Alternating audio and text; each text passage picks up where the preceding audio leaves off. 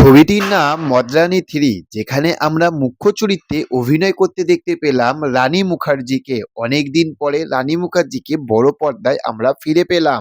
তো সেখান থাকতে আমি যদি ছোট করে মদরানী থ্রির এই গল্পটি যদি এক লাইনে যদি বলি, তাহলে এই গল্পটি হচ্ছে পুরোপুরি একটি বাচ্চা না, অনেকগুলো বাচ্চা এবং মেয়েদেরকে মানে বাচ্চা বাচ্চা ছোট ছোট মেয়েদেরকে কিডন্যাপ করা, এবং কিডন্যাপ করে তারা শেষ করছে না, কিডন্যাপ করার পরে সেই মেয়েগুলোর সঙ্গে, সেই বাচ্চা মেয়েগুলোর সঙ্গে এতটা এতটা বীভৎস, ভয়ঙ্কর, যেটা দু চোখে দেখা যায় না, চোখ বন্ধ করে ফেলবেন, চোখ দিয়ে জল বেরিয়ে যাবে, সেই রকমই একটি গল্প নিয়ে এসেছে কিন্তু মদরানী থ্রি। এর থাকতে যদি আপনারা বেশি কিছু জানতে চান, অবশ্যই কাছের সিনেমা হলেতে গিয়ে আপনাদেরকে দেখতে যেতে হবে মদরানী থ্রি।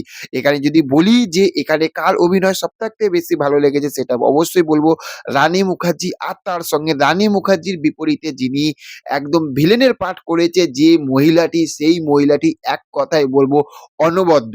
এর থাকতে বেশি সবকিছু জানতে গেলে আপনাদেরকে আমাদের লং ভিডিও দেখতে হবে। কালকে খুব তাড়াতাড়ি আসছে মদরানী থ্রির ফুল লং ভিডিও রিভিউ। তো চ্যানেলে যারা যারা নতুন রয়েছেন চ্যানেলটাকে সাবস্ক্রাইব করতে ভুলবেন না। Okay, thank you, have a nice day, tata, bye by.